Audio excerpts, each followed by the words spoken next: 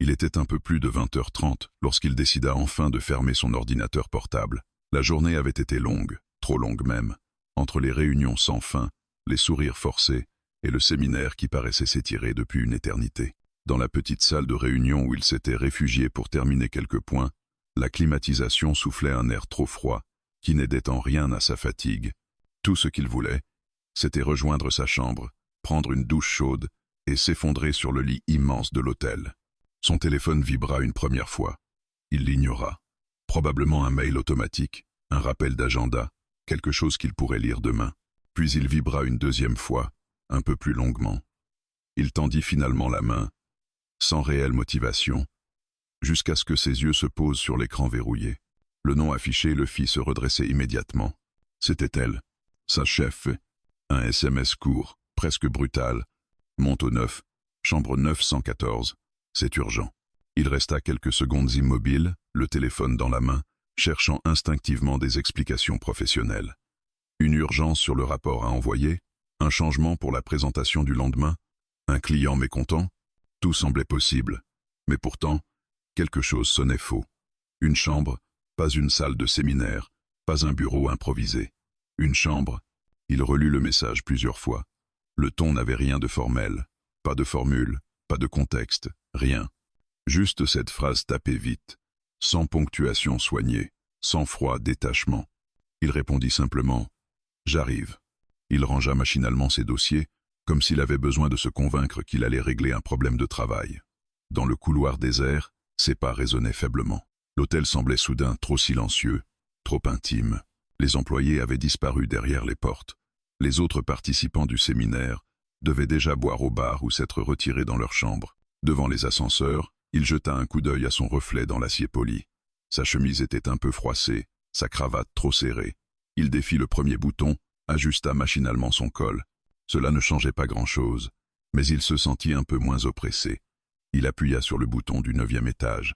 Lorsque les portes se refermèrent, il inspira longuement. Dans le miroir de la cabine, il vit le mélange de curiosité et de tension qui se lisait dans ses traits. Jamais elle ne lui avait envoyé quelque chose d'aussi direct, surtout pas en dehors du bureau, surtout pas à cette heure-là. Il aurait voulu se convaincre qu'il imaginait tout, qu'il interprétait mal. Pourtant, au fond, quelque chose lui disait que ce message n'avait rien de banal. Le ding discret de l'ascenseur l'arracha à ses pensées. Le 9e étage était plongé dans une lumière douce, presque chaleureuse. Rien à voir avec l'agitation du rez-de-chaussée. La moquette étouffait ses pas. Les portes closes formaient un long couloir symétrique. Il avança lentement, observant les numéros qui défilaient. 904, 908, 910. Arrivé devant la 914, il sentit son cœur battre plus vite. Il leva la main pour frapper, hésita une seconde, puis donna 2 coups. Un silence. Puis le cliquetis de la serrure. La porte s'ouvrit sur elle. Ce qu'il vit le déstabilisa totalement. Elle ne portait pas son tailleur habituel, ni l'expression professionnelle qui lui était si familière. Ses cheveux étaient détachés, légèrement ondulés, retombant librement sur ses épaules. Un simple peignoir d'hôtel, noué à la taille, révélait une version d'elle plus douce, presque vulnérable. Son regard aussi avait changé. Il n'y lisait, ni autorité, ni froideur, juste une fatigue sincère, mêlée à quelque chose d'indéfinissable. « Tu es venu vite », dit-elle d'une voix plus basse qu'à l'accoutumée. Il hocha la tête, un peu trop rigide. « Tu as écrit que c'était urgent. » Un sourire subtil, presque nerveux, effleura ses lèvres. Elle s'écarta pour lui laisser entrer. Il franchit le seuil. La chambre baignait dans une lumière chaude. Une seule lampe allumée diffusait une ambiance presque intime. Le lit était défait, comme si elle s'y était allongée avant son arrivée. Sur une petite table, un plateau de room service. 2 verres, une bouteille de vin entamée, des restes d'un repas. Aucun dossier, aucun ordinateur, aucune urgence professionnelle. La porte se referma derrière lui dans un souffle doux. Elle s'approcha du plateau, remplit 2 verres de vin sans rien expliquer, puis lui entendit un « Je suis désolé de t'avoir dérangé. Je sais que tu devais être épuisé, dit-elle. Ce n'est pas grave. Je me suis dit qu'il y avait un problème pour demain. » Elle secoua lentement la tête. Non, pas cette fois. Il sentit la phrase comme une déviation soudaine de tout ce qui était connu, familier. Elle s'assit sur le fauteuil près de la fenêtre et lui fit signe de prendre place en face d'elle. Il s'installa, un peu trop droit, tenant son verre comme on tient un dossier sensible. Elle, au contraire, semblait hésiter entre parler et se taire, comme si chaque mot nécessitait du courage. « Je t'ai demandé de venir parce que j'avais besoin de te voir, dit-elle enfin. Le verre manqua lui glisser des doigts. Elle poursuivit, sa voix à peine plus qu'un murmure. Pas en tant que directrice. Pas pour un rapport. Juste, toi. Il sentit l'air se compresser autour d'eux. Le message, la chambre, l'heure tout prit sens. Soudain, d'une manière qu'il n'osait imaginer jusque-là. Et au fond de lui, malgré la stupeur, une vérité s'imposa lentement. Oui, quelque chose était urgent ce soir, mais ce n'était certainement pas un dossier. Il resta assis, le verre à la main, essayant de comprendre ce qui se jouait réellement dans cette chambre. Elle, en face, semblait chercher ses mots comme si chaque pensée risquait de la trahir. C'était étrange de la voir ainsi.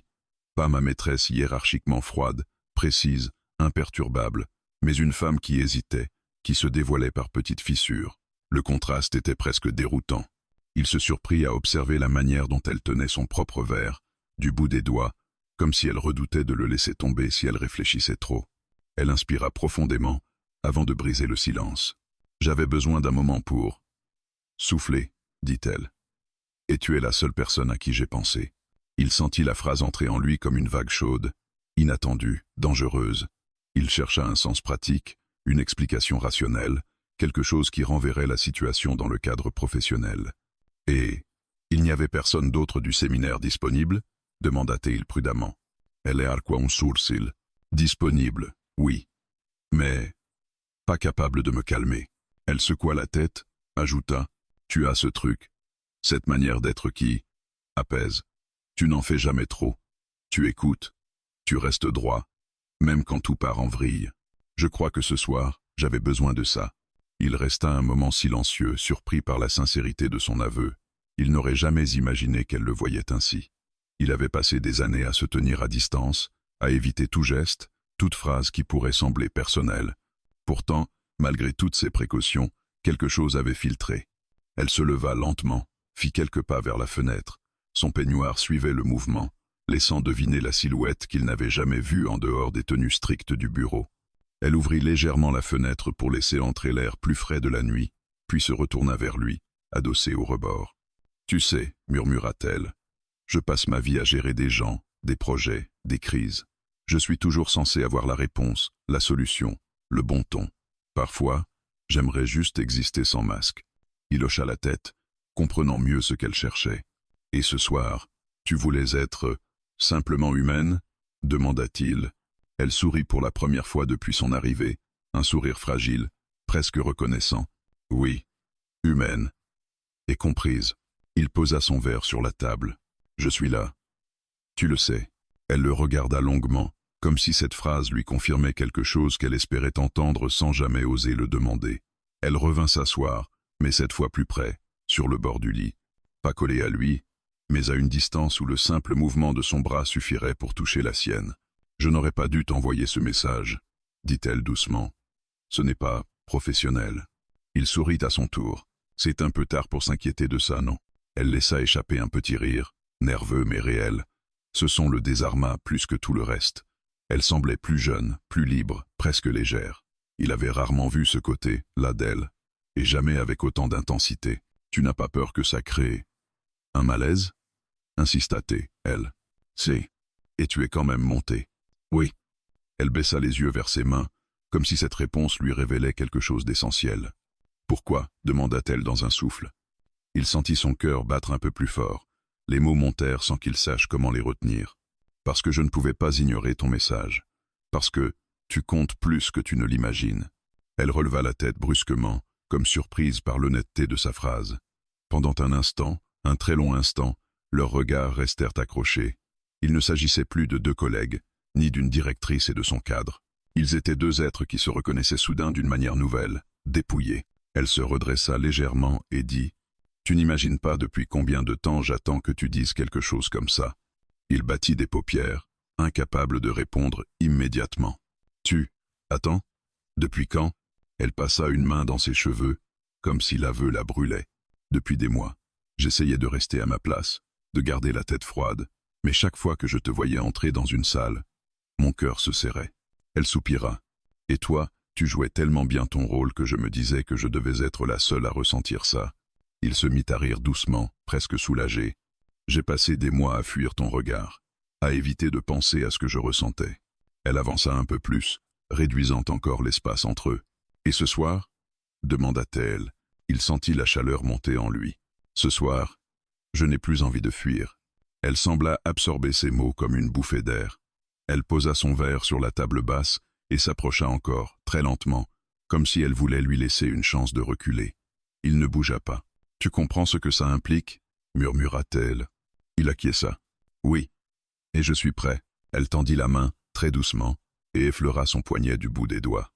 Un geste minuscule, mais suffisant pour envoyer un frisson tout le long de son bras. Ils restèrent ainsi quelques secondes, suspendus, respirant le même air, partagés entre prudence et désir. Puis elle retira sa main et se recula légèrement, comme pour reprendre contrôle. « D'accord, dit-elle. Mais avant que quoi que ce soit n'arrive, j'ai besoin que tu saches que je n'ai pas fait ça à la légère. Je t'ai fait monter parce que j'en avais besoin, parce que je ne voulais plus être seul avec ça. Avec nous. » Il hocha la tête, la gorge serrée. « Alors, on affronte ça ensemble. » Elle sourit, un vrai sourire cette fois, doux et fragile. « Ensemble. » Oui. Et dans le silence qui suivit, quelque chose de définitif se posa entre eux. Pas une décision, pas son geste, juste une évidence. Il resta assis près d'elle, conscient que l'air avait changé de densité. La chambre n'était plus simplement un lieu, c'était presque un espace suspendu où chaque respiration semblait plus forte, plus clairement audible. Elle aussi semblait écouter quelque chose, peut être son propre cœur, peut être ce silence fragile qui se formait entre eux. Rien de ce qui se passait là n'était anodin, et pourtant, aucun des deux ne semblait vouloir reculer. Elle se leva lentement, comme si le mouvement lui demandait un effort intérieur. Elle fit quelques pas, puis s'assit sur le rebord du lit, tournant légèrement la tête vers lui. La lumière douce de la lampe dessinait les contours de son visage d'une manière qu'il n'avait jamais vue auparavant. Elle n'était plus la directrice autoritaire, ni la femme distante des réunions. Elle était simplement elle vulnérable, fatiguée, mais étrangement forte. « Tu sais ce que je crains le plus ?» demanda-t-elle. Il secoua la tête. « Que tu me vois encore comme ta chef, même ici. Que tout ce que je dis ou fais soit filtré à travers ce rôle. Je ne veux pas de ça ce soir, pas maintenant. » Il sentit un pincement dans la poitrine. « Je ne suis pas monté en tant qu'employé. »« Pas vraiment. »« Alors en tant que quoi ?»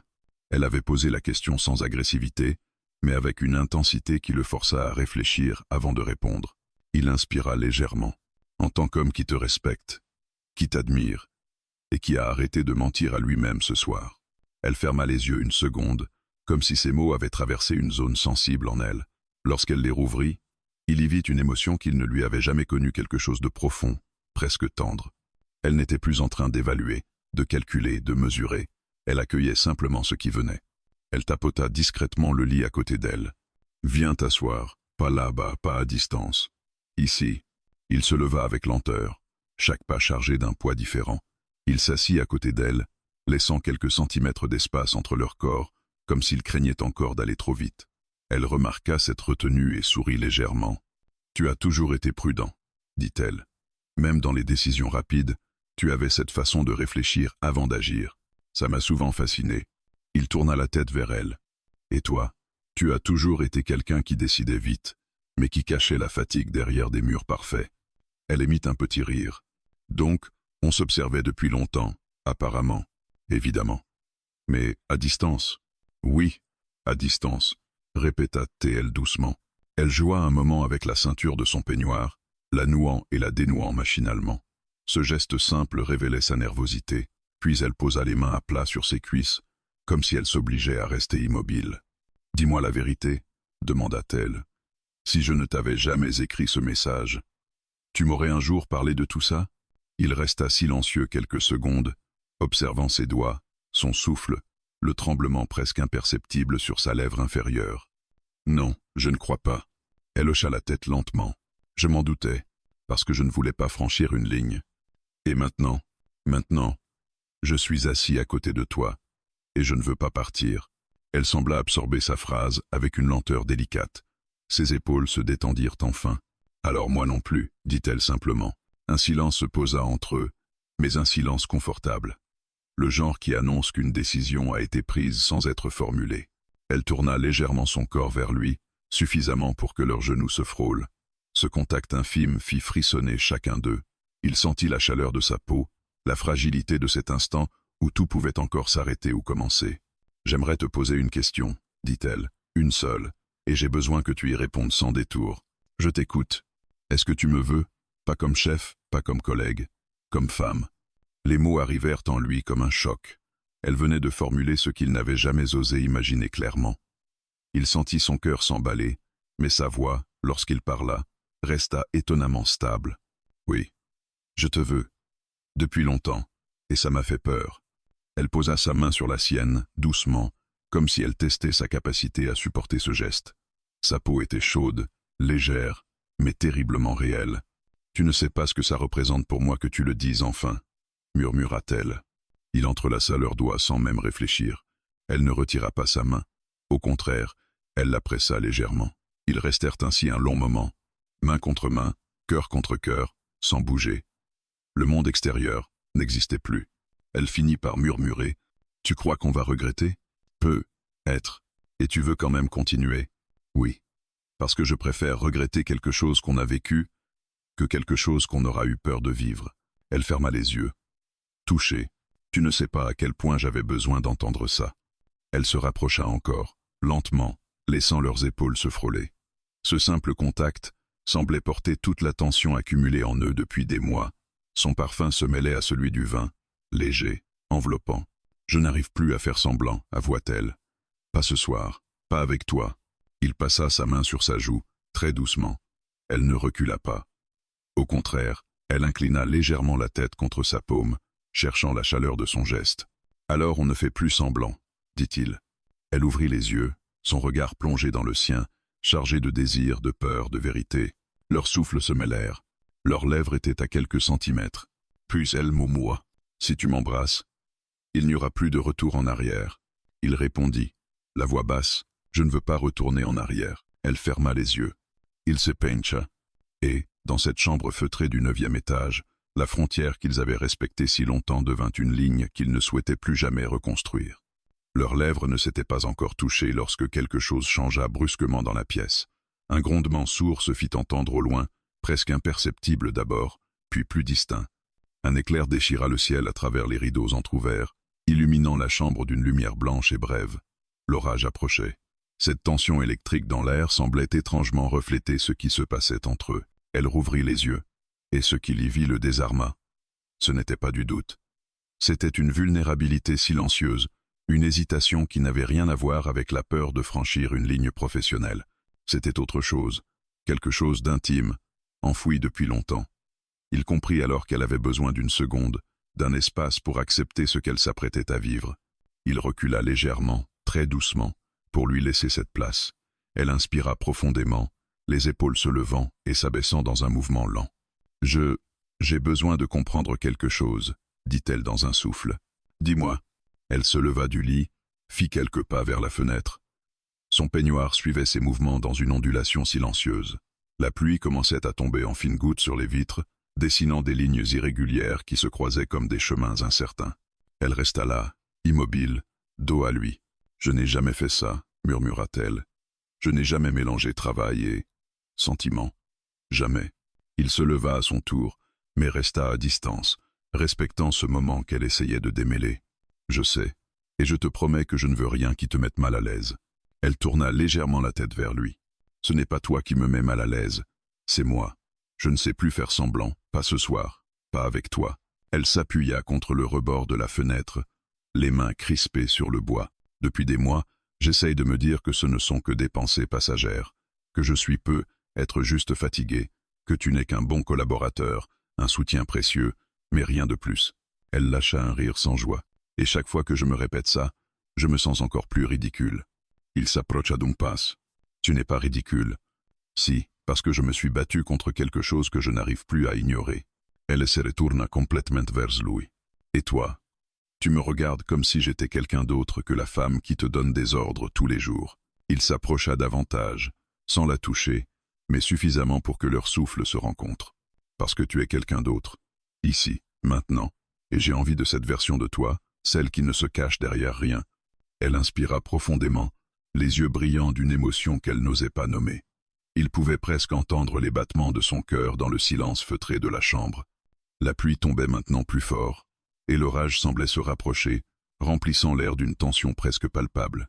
Elle baissa les yeux. « Tu crois qu'on peut juste laisser tomber nos barrières, comme ça ?» Il répondit sans hésiter. « Pas facilement, mais on peut essayer ce soir, rien qu'un soir. » Elle releva la tête, et ce fut à cet instant précis qu'un éclair illumina la pièce une nouvelle fois. La lumière révéla la vulnérabilité dans son regard, mais aussi quelque chose de plus profond, un désir de se laisser aller, enfin, à ce qu'elle retenait depuis trop longtemps. « J'ai peur, avoua-t-elle. Moi aussi. Peur de quoi? Que tu regrettes demain ?» Elle secoua la tête. « Ce que je regretterais, c'est de ne pas savoir ce qu'on aurait pu être. » Il sentit la phrase le traverser comme une sensation chaude et douce. Il avança encore jusqu'à ce qu'ils ne soient séparés que par quelques centimètres. « Je ne veux pas t'enlever ton contrôle. Pas t'imposer quoi que ce soit, dit-il doucement. Justement, murmura-t-elle. Pour une fois, j'aimerais que quelqu'un m'aide à le lâcher. Elle ferma les yeux. Il leva une main et effleura sa joue du bout des doigts, si délicatement qu'elle en frissonna. Elle se laissa faire, appuyant légèrement sa peau contre sa paume, comme si elle cherchait cette chaleur depuis des semaines. Elle rouvrit les yeux. On est en train de faire quelque chose qu'on ne pourra pas effacer. Je sais. Et pourtant tu restes. Parce que je te veux autant que tu me veux. Elle ne chercha plus à cacher le tremblement dans sa respiration. Elle glissa sa main vers la sienne et entrelaça leurs doigts. Ses doigts étaient froids, les siens brûlants.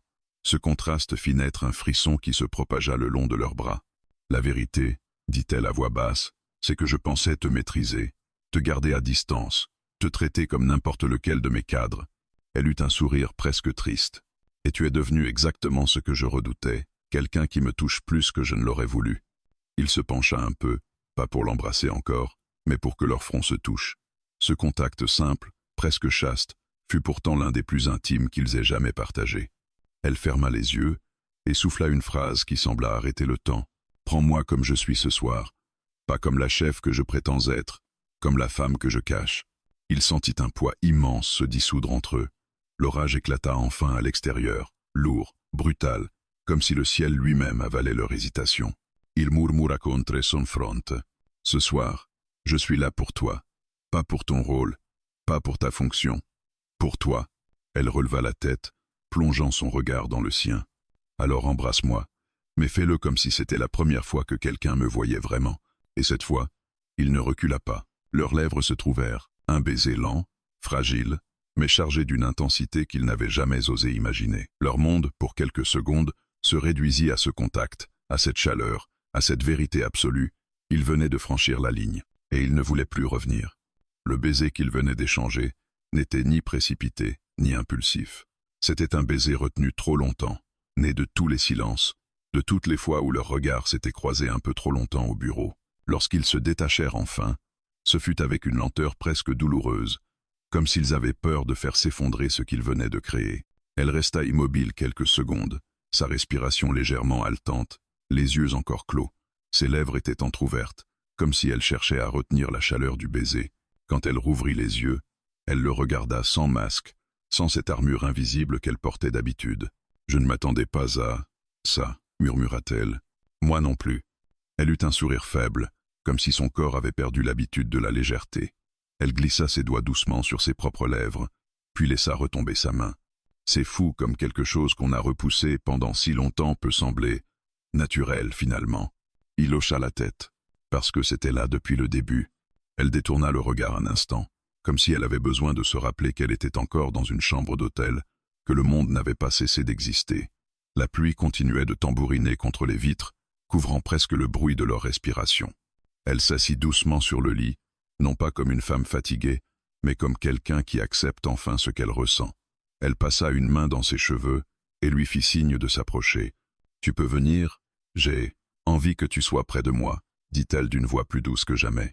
Il s'assit à côté d'elle, leurs genoux se touchèrent.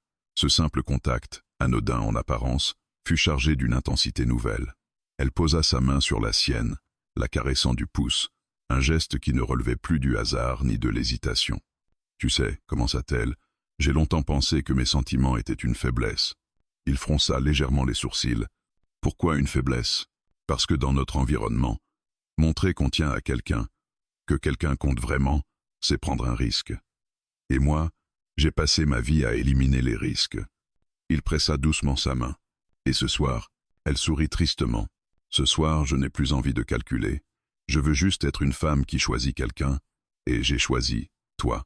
Il sentit sa gorge se serrer. Jamais il n'aurait imaginé entendre une phrase comme celle-là venant d'elle, la femme la plus contrôlée et réservée qu'il connaisse. Elle continua.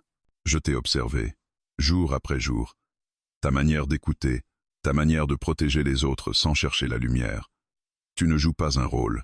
Tu es toujours, toi. Elle inspira profondément. Et ça m'a attiré bien plus que je n'ai voulu l'admettre. Il la regarda longuement, absorbant chacune de ses paroles. Je n'ai jamais cherché à te séduire, dit-il honnêtement. Je sais. C'est probablement pour ça que tu m'as séduite. Elle passa une main sur son visage, descendant lentement jusqu'à effleurer sa mâchoire. Il sentit son souffle accélérer. Ce simple geste, si délicat, semblait chargé de sens. Elle se rapprocha davantage, glissant sa main sur sa nuque. « Dis-moi ce que tu ressens » demanda-t-elle, la voix presque tremblante. Il posa sa main sur sa joue. « Je ressens que je ne veux être nulle part ailleurs, que cette nuit, je la voulais sans même oser me l'avouer. » Elle ferma les yeux une seconde, comme pour absorber ses mots. Lorsqu'elle les rouvrit, quelque chose en elle était différent, une certitude, une force douce, qui remplaçait la peur. Elle glissa ses doigts le long de son bras, jusqu'à sa main, et l'attira légèrement vers elle. « Alors reste avec moi.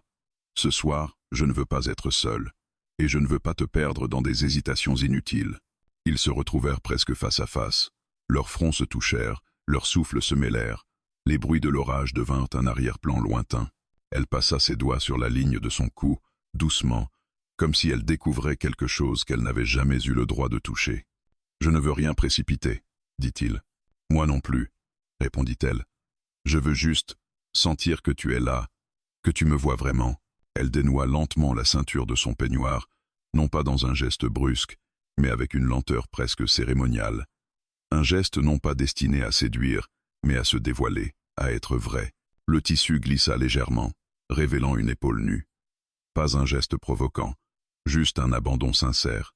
Elle le regarda dans les yeux, cherchant une confirmation silencieuse. Il effleura cette épaule du bout des doigts, presque avec révérence. Elle frissonna. « Tu vois » murmura-t-elle. « Ce n'est pas un jeu, ce n'est pas un caprice. C'est quelque chose que j'ai retenu trop longtemps. » Il glissa sa main dans son dos, lentement. « Moi aussi. » Elle posa sa main sur sa poitrine, juste au-dessus de son cœur. « Il bat vite, » dit-elle. « À cause de toi. » Elle sourit, un sourire qui disait tout la peur, le désir, la libération. Ils s'allongèrent doucement, sans brusquerie. Leurs corps se retrouvèrent l'un contre l'autre, non pas dans un élan précipité, mais dans un mouvement naturel, presque inévitable. Ils se découvrirent lentement, avec une attention rare, comme si chaque geste comptait, comme si chaque respiration révélait une nouvelle vérité. Ce n'était pas une nuit de passion aveugle. C'était une nuit de connexion profonde, de deux personnes qui avaient passé trop de temps à se cacher derrière des rôles. Elle murmura contre ses lèvres. Ce qui était urgent, ce n'était pas le travail. Il sourit contre sa peau. Oui, c'était nous.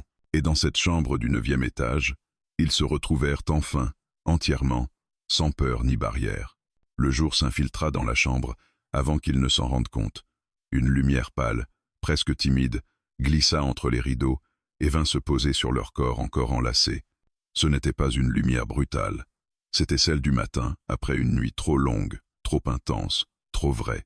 Une lumière qui ne jugeait pas, mais révélait. Elle fut la première à entr'ouvrir les yeux. Pendant quelques secondes, son visage resta immobile, paisible, comme suspendu entre sommeil et conscience. Puis elle réalisa où elle se trouvait, contre qui elle était levée, et son souffle se fit plus profond, plus chargé de sens. Elle leva doucement la tête. Il dormait encore, une main posée sur la couverture, l'autre glissée derrière elle comme le vestige d'une protection nocturne. Elle resta à l'observer quelques instants, comme si elle voulait graver chaque détail, la courbe de sa mâchoire, la manière dont ses cils reposaient sur sa peau, la sérénité presque enfantine qui contrastait tellement avec la tension qu'il gardait habituellement au bureau. Elle ne bougea pas immédiatement. Elle savoura ce moment silencieux où rien ne les menaçait encore, ni le monde extérieur, ni leur rôle, ni leur responsabilité. Juste eux deux, dans un calme fragile. Il ouvrit les yeux quelques secondes plus tard, surpris de la trouver éveillée, encore collée contre lui. « Bonjour, murmura-t-il, la voix rouillée de sommeil. Elle sourit doucement. « Bonjour. » Un silence doux suivit. Pas de malaise, pas d'hésitation. Seulement cette étrange certitude qu'il venait de vivre quelque chose qui dépassait la simple impulsion. Il inspira profondément, comme s'il prenait la mesure de tout ce qui allait changer. « Tu vas bien » demanda-t-elle. « Oui. Mieux que je ne devrais, » répondit-elle avec une sincérité désarmante. « Moi aussi. » Elle passa une main dans ses cheveux encore ébouriffés, puis se redressa légèrement, tirant le drap pour couvrir ses épaules nues. Ce geste, pourtant simple, fut chargé de délicatesse comme quelqu'un qui prend conscience pour la première fois de sa vulnérabilité au grand jour. « J'ai pensé que j'aurais peur ce matin, » dit-elle en fixant un point invisible sur le mur. « Peur de ce qu'on a fait, peur de nous, peur de moi-même. Et tu as peur ?» Elle secoua lentement la tête. « Non. » Elle se tourna vers lui. « Je me sens étrangement apaisé. » Il sentit un poids quitter sa poitrine. Ce n'était pas seulement la satisfaction d'avoir partagé quelque chose d'intime avec elle, c'était l'apaisement de voir qu'elle ne regrettait pas. Pas encore, pas dans ce matin brut, où la vérité est plus forte que la nuit. Elle inspira un peu plus profondément. « Mais je ne sais pas ce que ça veut dire pour nous. Pas encore. On n'est pas obligé de tout comprendre maintenant, » répondit-il. « Oui, mais on devra comprendre.